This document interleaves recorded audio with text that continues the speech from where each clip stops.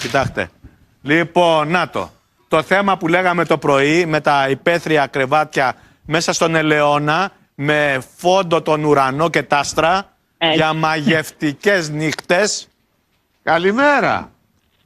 Καλημέρα σας, καλώς ήρθατε. Καλώς σας βρήκαμε το καλοκαίρι. Πώς σας είπαμε σας? Star Sleep.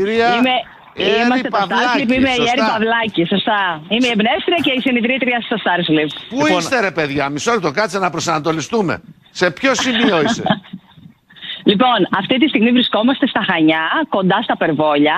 Ναι. Να πούμε γενικά για το Star Sleep ότι στην ουσία προσφέρει, είναι μια επιχείρηση καινοτομίας που προσφέρει την εμπειρία του ύπνου σε κρεβάτια πολυτελείας κάτω από τον έναστρο ουρανό.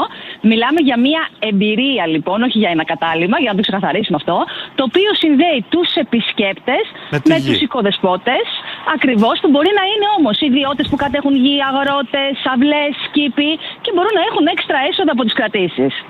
Θα το κάνετε κι εσείς κάπως σαν το Airbnb στη φιλοσοφία. Άρα μέσα στο χώρο. Είναι το Airbnb. Μισό λεπτό. Έρη, για να καταλάβω κάτι. Ναι. Δεν έχεις ξέμπαργα κρεβάτια εδώ και εκεί σε όλα τα λιώφυτα? Όχι. Μπράβο. Όχι. Λοιπόν, μιλάμε για ιδιωτικούς περιφραγμένους χώρους συγκεκριμένους. Ο επισκέπτης μπαίνει στην πλατφόρμα και διαλέγει. Θέλω Χανιά, Ρέθυμνο, Ηράκλειο, θέλω Ελαιώνα, Οπορώνα, Θέα Βουνό, Θέα Θάλασσα. Διαλέγει λοιπόν που θέλει.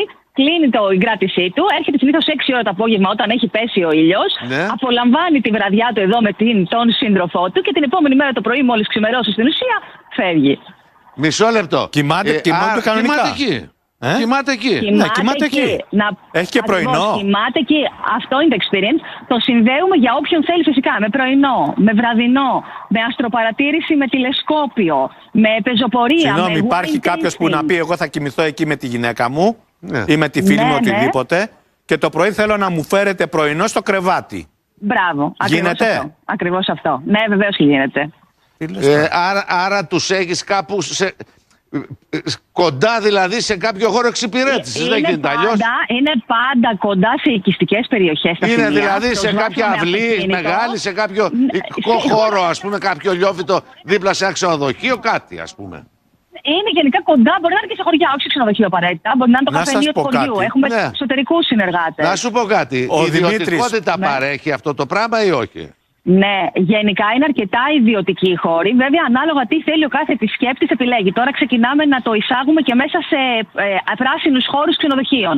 Οπότε κάποιος μπορεί να μην θέλει να είναι τόσο. Γενικά είναι ένα από τα σημαντικά μας διαπραγματευτικά, έτσι, ανταγωνιστικά πλεονεκτήματα, ότι προσφέρουμε αυτή την ιδιωτικότητα. Είμαστε εκτός του μαζικού τουρισμού. Πες μου κάτι τώρα. Άρα μπορώ εγώ που έχω ένα χωράφι, ας πούμε, στο Κολυμπάρι ή στη Δρακώνα να σου πω ότι θέλω να μπω μέσα και θα τον αναλάβεις εσύ?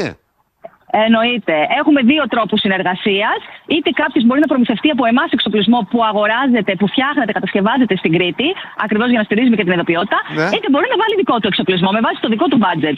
Μας στέλνει επαγγελματικές φωτογραφίες, τον ανεβάζουμε στην πλατφόρμα και ξεκινάμε. Και πόσο κοστίζει αυτό τώρα? Στο κρεβάτι που είστε τώρα και το διπλό αυτό, για μια βραδιά, πόσο ας πούμε μπορεί να κοστίσει για ένα ζευγάρι? Η μέση τιμή κράτησης για ένα ζευγάρι είναι από 120 έως 160 ευρώ τη βραδιά, τα 2 άτομα.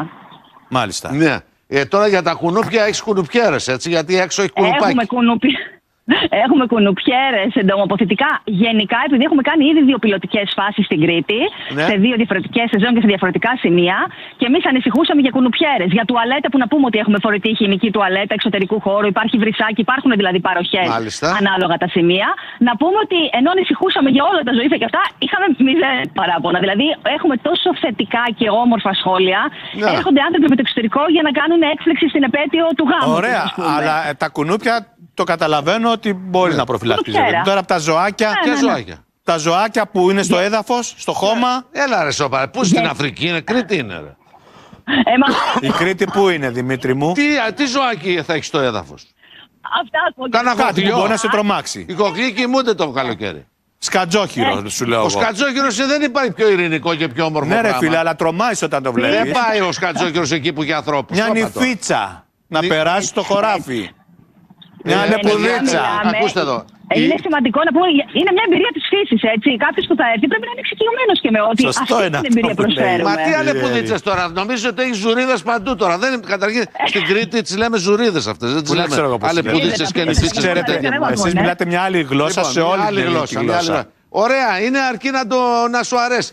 Το έχεις σε περβόλια, σε λιόφυτα, σε τι άλλο? Σε θάλασσα κοντά. Σε αυλές και σε ταράτσες επίσης. Και σε ταράτσες επίσης. Ταράτσα κοιμόμουν πιτσιρικά. Ωραία, πολύ ωραία.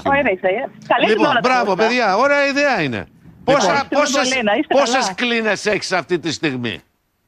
Έχουμε 6 ολοκληρωμένα κόνσεπτ σε διάφορα σημεία στην Κρήτη που λειτουργούν. Άλλα 22 χωράφια που μας έχουν διαθέσει και μας λένε πάτε και κάντε ό,τι νομίζετε. Και προς το παρόν ψάχνουμε τους ανθρώπους για να τα διαχειριστούμε. Ναι. Να πούμε ότι το Star Sleep είναι μια επιχείρηση που απορτίζεται κυρίως από γυναίκες. Οπότε είμαστε μια επιχείρηση καινοτομίας γυναικών. Στα περβόλια έχετε τη βάση σας δηλαδή? Στο Ηράκλειο είναι η βάση. Εδώ είμαι ερωτική μετανάστρια εδώ στα Χανιά. Τέλεια.